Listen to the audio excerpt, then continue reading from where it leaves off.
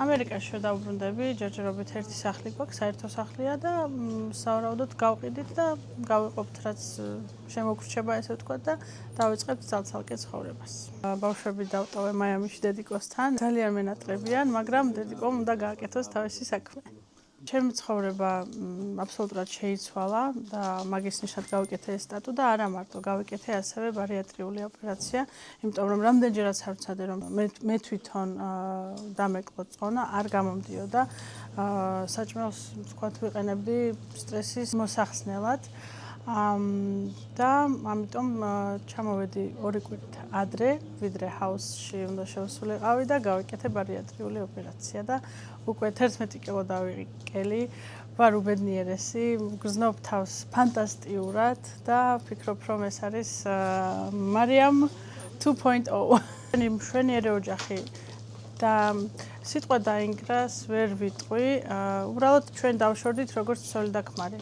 მაგრამ სულ ყოველთვის ვიქნებით მეგობრები და ერთ ოჯახად მაინც ვიქნებით, იმიტომ რომ ბავშვები ყავს სახსრდელი და რატომ დავშორდით ეს იმიტომ რომ სხვადასხვა ცხოვრების მიზნები გქონდა, სხვადასხვა ცხოვრების შეხედულებები და მე გადავწყვეტე რომ ჩემი თავი უნდა ავირჩიო ამ შემთხვევაში. ძალიან დიდხანს ვიბრძოლე. მინდოდა რომ ოჯახი დამანგრია, იმიტომ რომ როგორც პიროვნება ძალიან მიყვარს დღემდე.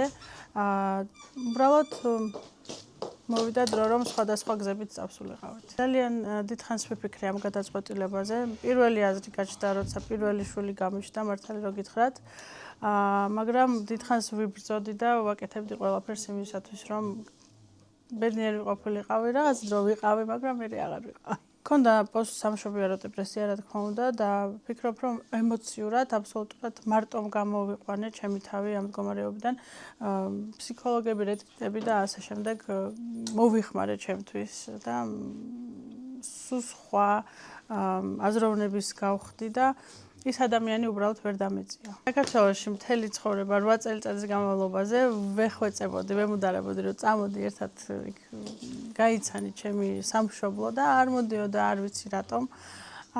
და როცა უკვე არეულობა გქონდა, მაშინ ჩამოვიდა, მაგრამ კი, კარგით რო გავატარეთ, ვაჩვენე ჩემი ბავშვების სახლი, ჩემი ბებიები, ბაბუები ყველა გავაცანი, ყველა ძალიან შეუყვარდა, მაგრამ მე არ შემიყვარდა. პროექტის მერე დავბრუნდები ამერიკაში, ბავშვების სკოლაში იქ მყავს და აუცილებლად ზაფხულში ჩამოვალთ ხოლმე და მინდა რომ ქართული ისწავლონ ძალიან.